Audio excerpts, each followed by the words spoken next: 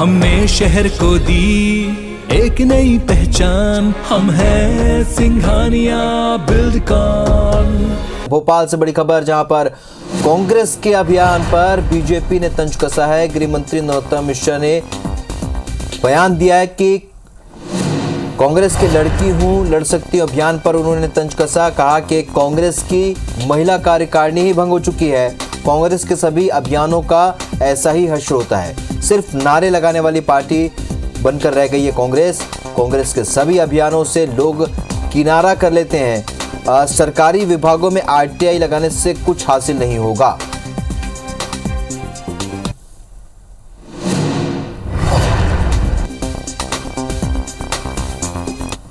सारी जगह पर कांग्रेस की यही स्थिति होने वाली है। ये कांग्रेस पार्टी जो है ये सिर्फ नारों की दम पर राजनीति करती आई है। कांग्रेस का हाथ गरीब के साथ ऐसे नारे दे दे के राजनीति कर रही है। अब देश समझ गया है कांग्रेस को अच्छी तरह से।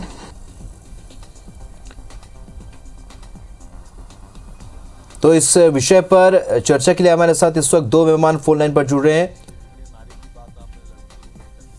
दीपक विजय वर्गीय बीजेपी से जुड़ रहे हैं और कांग्रेस से स्वदेश शर्मा इस वक्त हमारे साथ जुड़ रहे हैं। कांग्रेस से सबसे पहले प्रतिक्रिया लेंगे। सुदेश जी, आपसे जानना चाहेंगे जो बयान नरोत्तम मिश्रा जी का सामने आया है, क्या प्रतिक्रिया देंगे आप? देखिए, माननीय गृह मंत्री जी भारतीय जनता पार्टी के लिए दिन रात मेहनत कर रहे हैं। सुबह 10:30 बजे से बयानबाजी करना और संगठन के लिए भी काम करना, लेकिन वो पार्टी उनको हाशिए पर रखे हुए है। अभी माननीय मुख्यमंत्री महोदय का वृक्षारोपण का 1 वर्ष पूरा हुआ, उसमें भोपाल राजधानी में बड़ा आयोजन हुआ। उस आयोजन में जिला अध्यक्ष भाजपा का भी मंच पर बैठा हुआ था, विधायिका बैठी थी, लेकिन माननीय गृह मंत्री जो प्रोटोकॉल के तहत सेकंड लाइन के व्यक्ति माने जाते हैं और उनको जनता के बीच बैठना पड़ा। उनके लिए कुर्सी भी नहीं थी और उनको बहुत मुश्किल, यहाँ तक कि वो जनता के बीच से उठाया गया। जिला अध्यक्ष उनको उठाने पहुंचे कि चलिए साहब, तो नाराज हो गए, वो उठे नहीं। बहुत नेताओं ने जब आरजू मिन्नत की तब वही उठ के जाए। तो भारतीय जनता पार्टी में तो कुल मिला करके सब कुछ ठीक नहीं चल रहा है। अगर ठीक चल रहा होता तो इनकी यहाँ ये स्थितियां नहीं बदलती। अब राष्ट्रवाद कांग्रेस की बात करते हैं तो भारत छोड़ो आंदोलन, राष्ट्रपिता महात्मा गांधी ने जो नारा दिया था, अंग्रेजों भारत छोड़ो, तो उसके तहत काम किया कांग्रेस ने। उसमें पूरी भागीदारी की। पंडित जवाहरलाल नेहरू 11 वर्ष जेल में रहे और देश को आजादी दिलाई। अब स्लोगन की बात करें तो स्लोगन से लोग इकट्ठे होते हैं। आप भी तो करते हो, सबका साथ, सबका विकास, सबका विश्वास।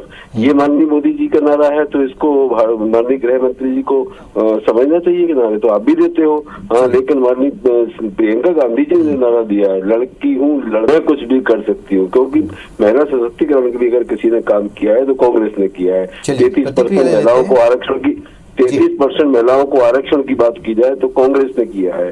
कांग्रेस महिलाओं के लिए हमेशा साथ खड़ी रही, बराबरी का अधिकार देने का काम किया है। तो महिलाओं के लिए तो कांग्रेस। सुदेश जी को सुन लिया है।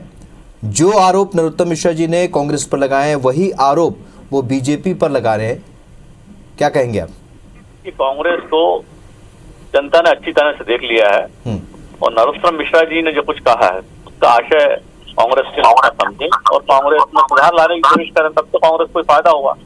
नहीं तो कोई आपको प्रचार अभियान चलाने वाला कोई एजेंसी आपको कोई नारा बता देगी, आप उस नारे को लगाएंगे महीने 2 महीने। जैसे 2017 के विधानसभा चुनाव में लगाया, 2012 में यूपी में लगाया। तो 17 और 12 में यूपी में क्या हुआ है सबने देखा। तो इस तरह के नारों से कुछ नहीं होगा, ये नरोत्तम मिश्रा जी ने कहा है।